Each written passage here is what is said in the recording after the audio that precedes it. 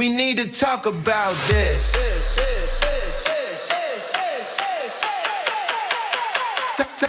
Talk about this. All right, now, here's your host of the Georgio Says podcast. It's Georgio. We need to talk about this. This episode of the Georgio Says podcast is brought to you by Golly Nutrition, the inventive, people-focused nutrition company making your daily supplements simple and delicious. Every Golly product is crafted with high-quality ingredients you can pronounce and flavors your taste buds will love. At the heart of Golly is purpose. Through the Golly for Good initiative, they support our planet and our communities, partnering with Vitamin Angels and Eden Reforestation Projects. Visit golly.com today and use the code TheGeorgioSays at checkout for a special discount, just for our listeners. That's Golly Nutrition. Simple, delicious, and good for the world. Now back to the episode. All right. Happy Wednesday, folks. This is an all new episode of Georgio Says the podcast. Today, we are here to talk all about Salt Lake City. Last night's episode titled Dismissed, which was the theme of the episode because we had a whole luncheon dedicated to going through these 5 civil lawsuits that have been brought up against Lisa Barlows. But before we get into the recap, I'm going to address the video that I did yesterday where I talked about Bronwyn and the sealed case that is allegedly a criminal case that she had back in 2021. Nonetheless, it is sealed. A lot of you had a lot of opinions, mainly around coming after me based on what you thought I was doing or that you think that I'm being paid by Lisa Barlows. I'm on no one's payroll. I say that time and time again because depending on the franchise, you guys say I'm on someone's payroll. So as much as I would love that to be true, that's not the case. I actually gave my point of view based on the way I see it. Now, I know that Bronwyn's going to be bringing this up and addressing it, so I will address it once she has. I was just giving my point of view based on where we're at in the season. A lot of you guys clearly do not like, well, I don't want to say do not like. A lot of you guys hate Lisa Barlows, and I think a lot of you would rather her not be on this show, but I tend to disagree. I think we need housewives like Lisa Barlows. And quite honestly, I don't think anybody on this cast needs to go. I do think Bronwyn is a great addition. I said that last season, and I will continue to say that. She knows how to speak her mind. She is very intellectual. She has a very interesting background, and I think there's a lot of layers to unpack. So I in no way was trying to shape any narrative for anyone to hate on Bronwyn. I think everyone has fair game in this, Lisa included. And so when we get into the recap, you'll see that I had some notes for Lisa Barlows as well. But I just wanted to point that out because a lot of you guys, not everyone, but a lot of you guys that are Bronwyn fans were disgusted with me yesterday, and I'm still getting messages about it. But I'm sorry, guys. I'm going to stand with my opinion on it, and I will continue to shift and move as I see things develop. That is what I try to do. I try to remain unbiased in situations. I do have a natural gravitation to some housewives more than others, but it is what it is. I also wanted to say thank you guys to everyone who's been supporting my merch store. If you haven't checked out my merch store, you can head over to georgiotakakis.com/shop. I'm laughing because a lot of the merch is centered around Baby Gorgeous. For this time around, I am working on the next iteration of merch. So all of the Lisa Barlows haters, don't worry, there'll be something else for you to gander at. But if you are a Lisa Barlows stan or you just enjoy Baby Gorgeous on your TV screen, you will probably enjoy some of the pieces that I have in my merch store. So go check that out. You can also check out my Housewives and the Stars tarot deck because why not? It's amazing. And if you're into astrology and you are a medium or any of those things and you want an interesting tarot deck that is Housewives inspired and very niche, then yes, please head over to my merch store and get yourself a tarot deck, the Housewives and the Stars tarot deck, designed by yours truly. All right, now that I've gotten all that out of the way, I do want to jump into this recap, you guys, because it was chaotic AF. It was chaotic, and I'm still hearing the background screaming in my ears because that last few minutes really kind of got my blood flowing because I was getting a bit nervous. I don't know about you guys, but let's start at the top of this episode because, you know, the one thing I do enjoy about this franchise in particular is they always find ways to stitch in family scenes and things like that where we can get to know the individual housewives. We had a scene with Angie and her dad where they were kind of just talking about his time as a young man and being in Greece and then coming here and all those things and going through these family photos. And look, I love Angie K and I love that she's able to share her heritage on the show. I think there's room for so many other cultures, but more predominantly, there's not a lot of Greek people specifically on reality television. And because, yes, I'm Greek. So it is nice to see a fellow Greek person doing well out there on reality television. So I really love Angie's story. I really like her relationship with her dad. And this scene was just very sweet. So, we also had a scene, though, with Bronwyn and her mom, which I don't know what you guys make of this scene, but for me, it was a bit layered in that, well, a couple things. It's clear that Bronwyn's mom was tough on her. That is super duper clear. I don't think I really need to know much more outside of this conversation to pick up on that. I can also tell by the way Bronwyn is around her mom and her body language that there's still this sense of like, kind of like a criticism, like she's almost expecting something to come out of her mom's mouth that's going to criticize her in some way. But the conversation between Bronwyn and her mom was very interesting for many reasons. But to start, Bronwyn has moved her mom in. Her mom had a brain tumor that had to have emergency surgery to remove it. But the good thing is that she is on the up and up and she's going to be okay.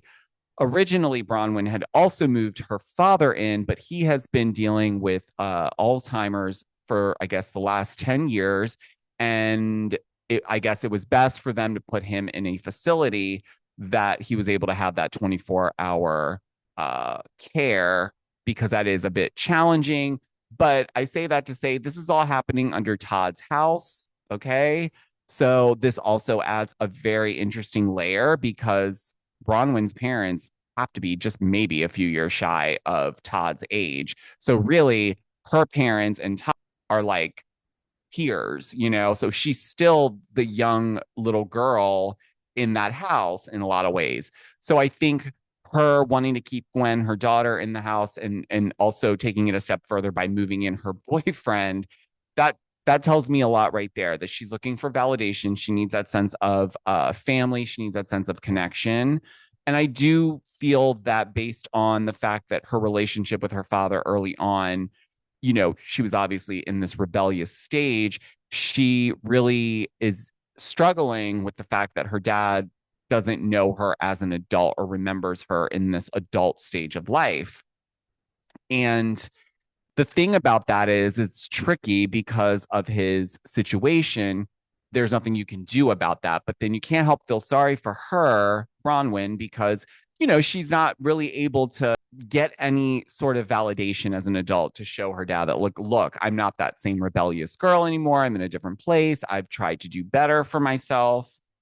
And so her mom and her are kind of touching lightly on what I believe to be kind of an up and down rebellious stage where maybe Bronwyn, wasn't probably doing the things that she was supposed to do, like any young person went through at some point in their life, some worse than others. Nonetheless, we know that Bronwyn got pregnant at a young age and she was a single mom. And so there was a lot of factors that probably played into her mom being overly critical. Now, the stinger at the end of this conversation was when her mom just, I guess, decided she needed to remind Bronwyn that, hold on, Bronwyn, you didn't just move on out of this, nor could you have moved on out of those stages of your life without any money. And the reason why you really are out of that stage of life is because you ended up marrying an old man that had a lot of money. And so it's really because of Todd that you're in this space at all. And that was hard to digest as a viewer meeting her mom for the first time. And this is the kind of dialogue that they're having. But I kind of get it from the mom's standpoint because maybe she expected a little bit more accountability, maybe from Bronwyn to pick up the pieces on her own. Because sure, anybody can come in with a lot of money and clean up somebody's mess. And that's clearly what her mom is looking at in this situation. But I have to say, that was a bit harsh, especially since you're living under their roof now, mom. So it's kind of like, maybe keep that part to yourself. Because it's probably, it's also clear that Bronwyn's heard this type of stuff before. She wasn't like completely shocked. But I do believe Bronwyn needs to understand that the optics are always going to be not in her favor when it comes to how it looks, no matter what Todd has done for her. But speaking of which, I want to jump over to the scene with Bronwyn and Todd when they're eating. This really kind of is cementing that I do not like Todd. There's something about this man that just rubs me wrong every time. And I know a lot of you guys are going to say, well, he probably is super uncomfortable. He doesn't want to be on camera. That's fine. But then, like, muster up just enough patience when you do film scenes with your wife, because you are signing these releases to be on camera with her. So you're clearly supportive of this to an extent that you're showing up to film. Why not just, I don't know, or maybe not, maybe keep showing us who you are and maybe keep showing Bronwyn who you are, because in these moments, you're not looking like a supportive husband. If anything, it looks like you're probably giving Bronwyn hell for moving her mom in and then having to deal with paying for a facility to take care of her dad, because he looked irritated by it. She was trying to have this moment where she was giving him like appreciation and saying how much she, basically is like indebted to him for being there and helping, even though it was super frustrating for him, as she pointed out. And he was visibly frustrated. So that just irked me because I'm like, well, that's unnecessary. It's like, you're her husband. You should help if you can.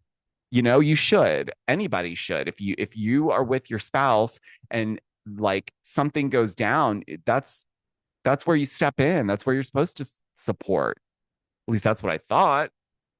But I guess it's different rules for different households because it seems like Todd is the father in that relationship and Bronwyn's working out her daddy issues through that marriage. And I don't know if that's necessarily the healthiest approach for someone like Bronwyn, right? But on the other hand, what else is she going to do, I guess? Because from the standpoint of, well, at least from her mom's viewpoint, she wouldn't be able to make it out on her own if it wasn't for Todd. She probably would be in the same place she before she met Todd. I don't know. I don't believe that because I don't think that would be the case. Bronwyn is a person and she's beautiful and she's got a lot going for her. I don't think she would ever be in a position like that for long.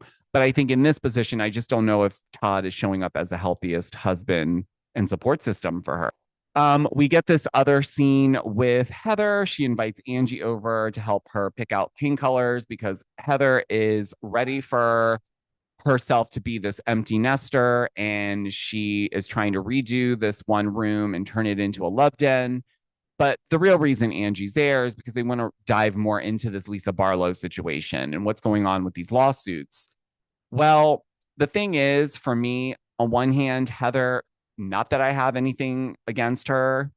I'm kind of on the fence with her, honestly, because I kind of feel like she's kind of behind this Lisa Barlow stuff.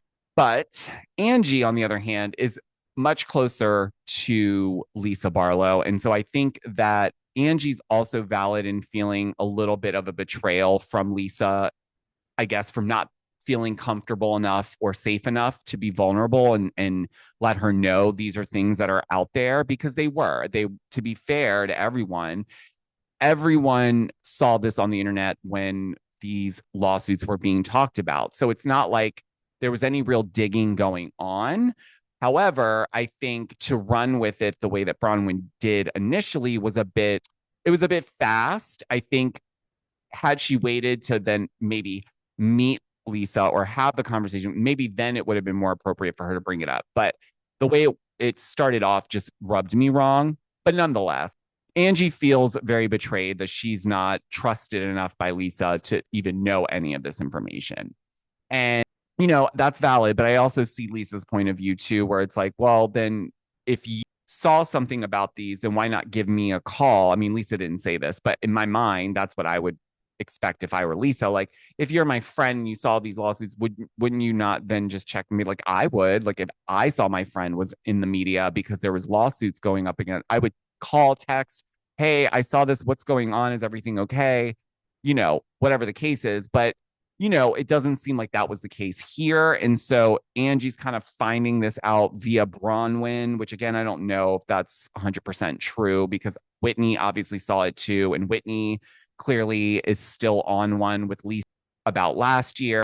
So Lisa doesn't have a lot of, she has some support in the group, but there's a lot of women in the group that really want to see her, they want to see her downfall. I really truly believe that as a way to just kind of humble her, because I think in their mind she has herself on this pedestal, and I know a lot of you guys agree with that as well, because of statements that she makes sometimes, like the one she made to Heather last week, where it was like, I live a different life than you guys do, basically saying like I do all these big things.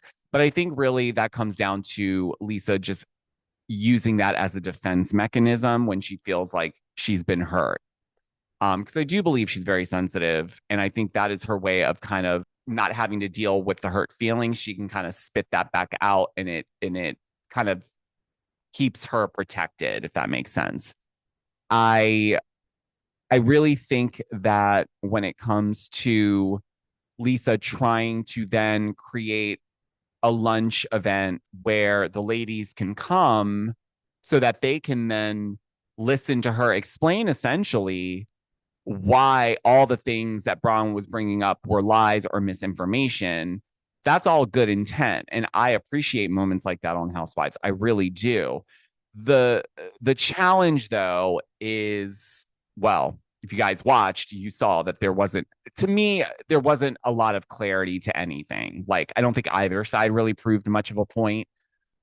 But if the point was to clear up any misinformation, I think the challenge Lisa faced was she wasn't there to listen to any of the women's questions, really. She was already angry with, the people that brought this up, mainly Bronwyn. And so it was more to take a dig back at them to show them, like, I do live a fabulous life, which is why she had the pictures of her and John at the jazz thing and the picture of them on the yacht and all the posts, like, the menu, everything was done very Housewives top tier. Like, these are the moments we love.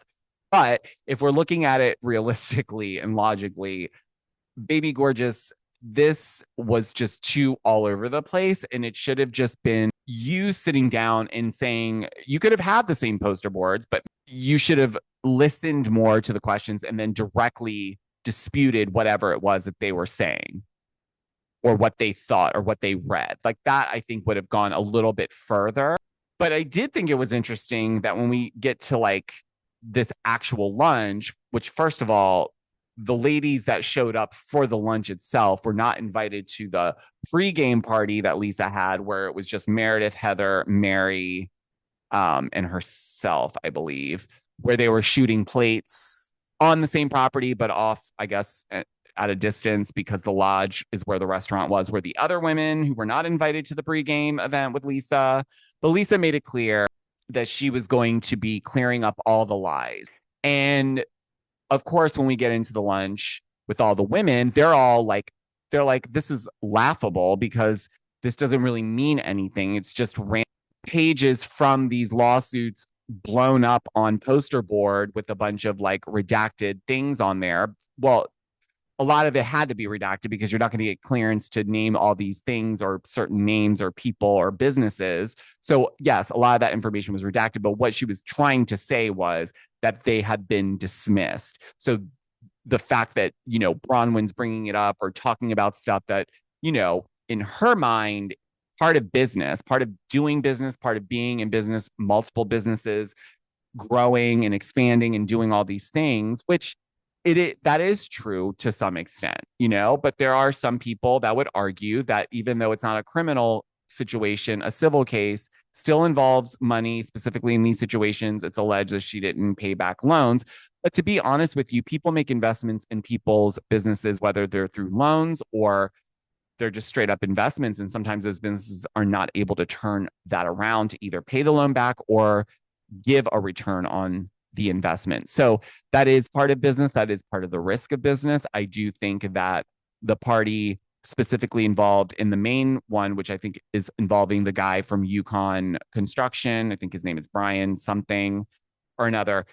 I think that situation is a little bit of a tricky one because of the fact that there was no formal agreement of repaying the loan back. So I think there's a lot of gray area as well.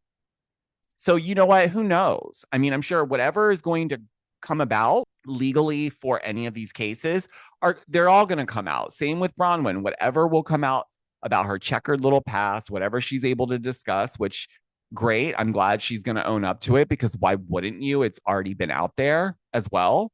Like that got populated in the in the blogs, I think back in April. So of course you have to bring this up, but it's good that she's at least owning it on her own because she obviously knows that it's a matter of time before someone brings it up. Now, how much of it she's going to be able to discuss, like I said before, I don't know because it is a sealed case. So we'll see.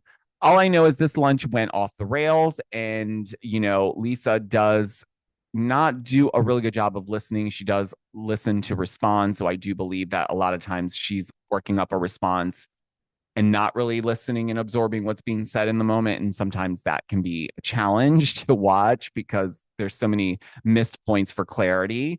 And also, when did it turn into who's going to whose people? Oh, they were talking about Jen Shaw's people and how Angie's using all the same people, the hair people, the nail people. And that's when Angie was like, no, my brow girl's the best, which we know the brow girl from last season when she was brought up because she was getting messages from Jared, Brittany's Jared. And then when we get off those rails, now we got Mary even chiming in to say that Meredith did not stick up for Lisa at the RV trip, which to be fair, I didn't feel like she was really sticking up for her. I'm not saying that she was going in on her like the other ladies were, but she surely was quiet.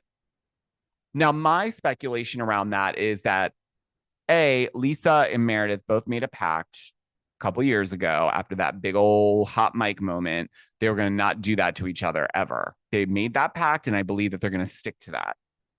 Okay. So what I believe happened is when the ladies when Bronwyn and everyone brought this stuff up at the RV trip, I believe she did contact Lisa and text her or whatever and gave her the heads up and said, the ladies are bringing up the lawsuits, the civil lawsuits.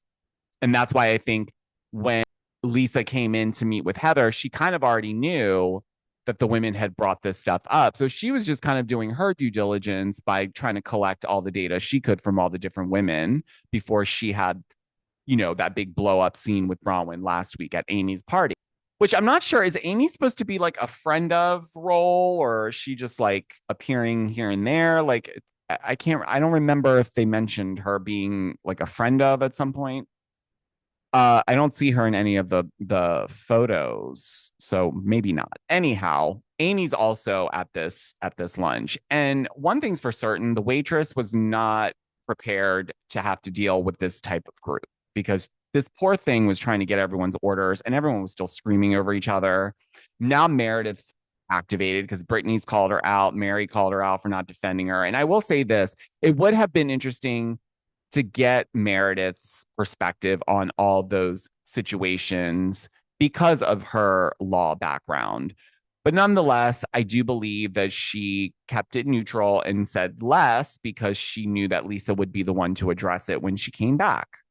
And I say came back because it's clear that there was some sort of negotiation on top of her work trip to South by Southwest that was happening, which is why we're not getting that. Because the thing is, if it wasn't contractual, then we would have gotten some footage, whether it was iPhone footage or something of her at South by Southwest doing stuff around her events like we've seen in the past. So that's why I do believe that it was a contract negotiation situation that was holding things up. And that's probably what also pissed the women off was like, who does she think she is? She's holding things up because she wants more money. Oh, let's talk about these lawsuits then, So that's kind of how I feel it was probably going down. But nonetheless, this lunch did not clear up anything, guys. I think I would get more clarity just going on Google and reading through what I could find up on these lawsuits, which I have for the most part, and most of them are dismissed, some with prejudice, some without. That's just the way it is. It is what it is. Now, Whitney, on the other hand, Whitney got real activated out of nowhere very fast. And this is where my blood was boiling because I was like, not boiling, it was rushing. Like I was like, oh my gosh, they're gonna get into a physical altercation because it was getting to the point when Whitney stood up and she kept screaming. And then when she threw the napkin at Lisa, I was like, oh no, this is going to go left really, really badly because I can just tell that those two in particular, they could like those two could get into a physical altercation if no one was around and they just kept going and going. So that's where I was like, oh my gosh, is this already going to in a physical direction? But then Whitney goes around the table. She goes and leans right next to Lisa, like right up in her personal space. And I'm like, what are you doing? Like, I would not do that. And Lisa did kind of like push her away and stuff. And like Mary was like, come sit back down. You're acting crazy. And then Whitney was like, fuck all of you. And it really came down to Lisa throwing out the whole alleged MLM thing, which is, essentially why Whitney says her business failed, not because of the MLM thing, because they deny that vehemently. But again, that was all over TikTok. So many people were digging up that story. All the people that were allegedly a part of that Soul company, they had even made TikTok separately about it. This wasn't something that anyone needed to dig up. If you were on TikTok during that time, then you probably saw a video around the alleged business that Whitney kind of conjoined with. And that's what I think ultimately set her off, because I think it's still very triggering because, again, this cost them all of their life savings, essentially. And that was all on Whitney's decision processes. So that has got to make things tense. Absolutely. Absolutely. I can't imagine what it's like at home dealing with the fallout from that. But that's why I also think some of the women would like to see something like this happen to Lisa, where she isn't all Miss Perfect and doing all this, like, baby gorgeous. And I love that. And like, there's some real dirt on her so that, it would make them probably feel a little better. Right. And, there's that saying, like, not everybody wants you to win. And sometimes people aren't always in your corner the way you think they are. But I think Angie and Lisa have an opportunity that they'll make up and move on, and they'll be good. I think these two are really good at playing off of each other, and I think, at least I'm telling myself, this is just a shtick between the two of them, and that they're not really taking it serious. And I think that's something that maybe they're just doing for the show. I don't know. I hope that's what it is, because I hate to see them at odds. This is now the second season, so I hope that this doesn't continue. But I have a very distinct feeling that it might. But the episode was spectacular. This franchise always brings it. And there's so much going on every episode that it really is fast moving. And I have to give it to Shed Media, because they always over film and are able to pull these great storylines and epic TV moments together. And I truly believe it's because they over film. I know those women are working like probably a lot more than some of the other franchises, if I'm being honest. But they're still new in the game and they're doing amazing. They got their intros updated. We got their taglines, which I have to say, this season, I love all of the taglines for all the Housewives, which has been rare lately because I feel like some of the Housewives intro taglines have been kind of stale. But I really enjoy this season's groupings of taglines. They're all hitting the way they need to hit. All right, guys, that is the recap that I have for you guys today for Real Housewives of Salt Lake City, episode 3, titled Dismissed. Let me know your thoughts on the episode down below. If you're watching this on YouTube, thank you. Please hit the like button and hit the subscribe button. Do all the button pushing, make the video do its thing. Also, if you're listening to this on audio, please rate me 5 stars. It does help the podcast immensely, and I truly, truly appreciate it.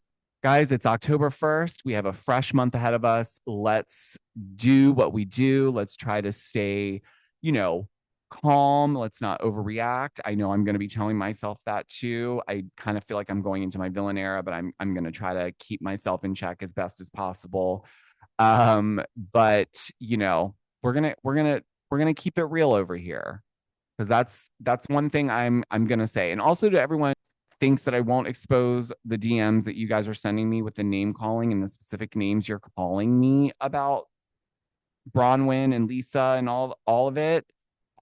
Those days are over. I'm going to be exposing everyone. So if you don't want to be exposed for calling me names that you shouldn't be calling anyone, then don't write them to me. Okay. That's where I'll leave you guys for real. And until the next episode, guys, I will talk to you on the next one. Bye. We need to talk about this.